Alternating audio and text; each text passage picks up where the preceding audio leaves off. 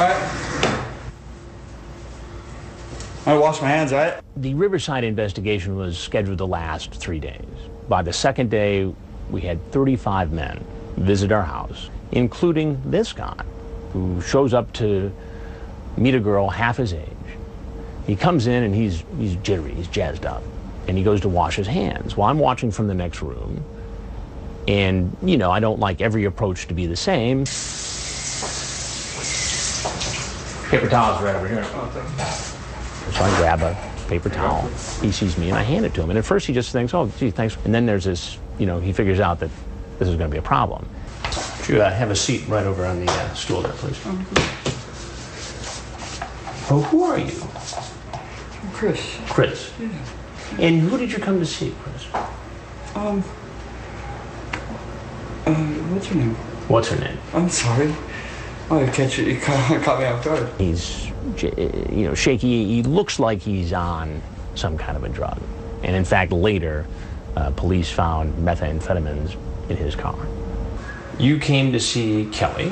Yeah. And how old is Kelly? Kelly's way too young for me. Way too young for you. Yeah. Then why did you come here, Chris? I came here to tell her that, actually. To tell her that she was way too young? Actually, I did, yeah. Yeah. I swear on my life. So you drove all the way from where? I drove from Rancho because I was tempted at first, and then I was thinking on the way down here, I was like, you know what? I can't really do this. I don't feel right in my conscience. Like, I'm a conscience type person. Yeah, I could tell you're a conscious type person by your very conscious. Yeah, like, and then I was gonna come here and tell her, you know, I don't want to do anything. I didn't bring any condoms or anything. You did not? No, you know, so. I mean, you can take them out of your pocket now.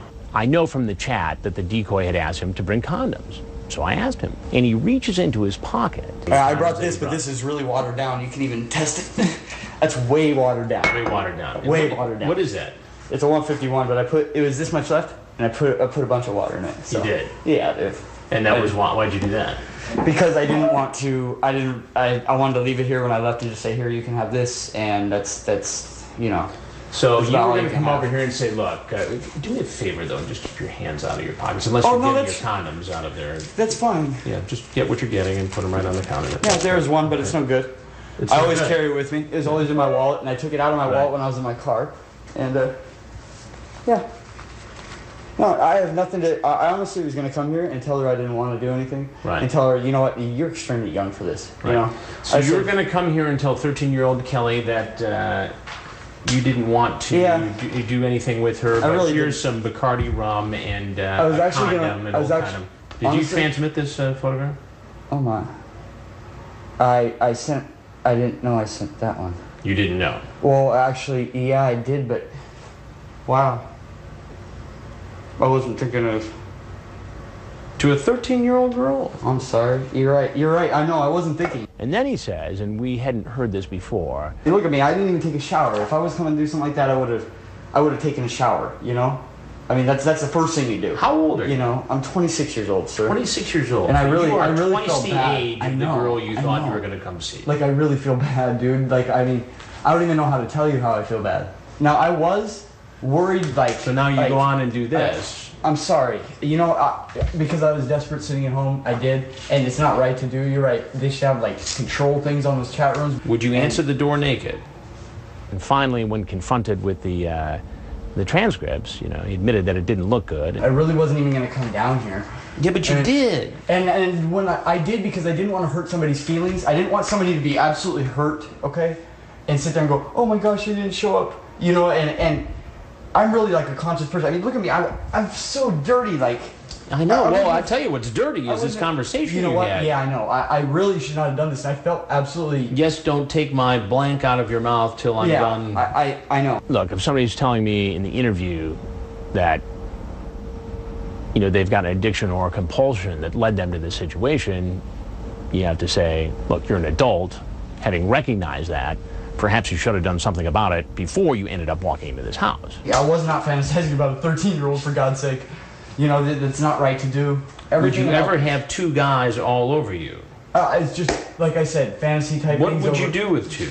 Yeah, it's just wanting to hear. And now, do you know that it's illegal? I figured it had the parent... No, I didn't know that it was illegal. Illegal to send this kind of material? I did not know that.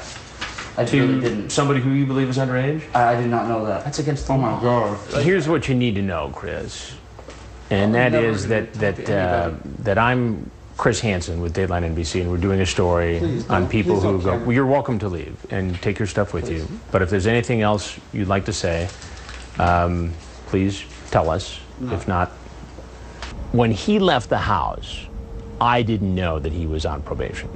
Obviously, that made his situation worse when ultimately he was arrested. Turn around and put your hands behind your back. Please don't do this, please, because I really wasn't going to do this. Go ahead and cuff him. Sir. What? Look, yes, reality sets in right when I stepped out my front door. You're right. It did. Yeah, it did. And you're exactly right. That's where the crime occurred. Walter Bast did not stick out of a crowd. He was the kind of guy you'd see standing in line at the dry cleaners of the grocery store. I need you to just arrest me and take me to jail and execute. I need to talk to you first.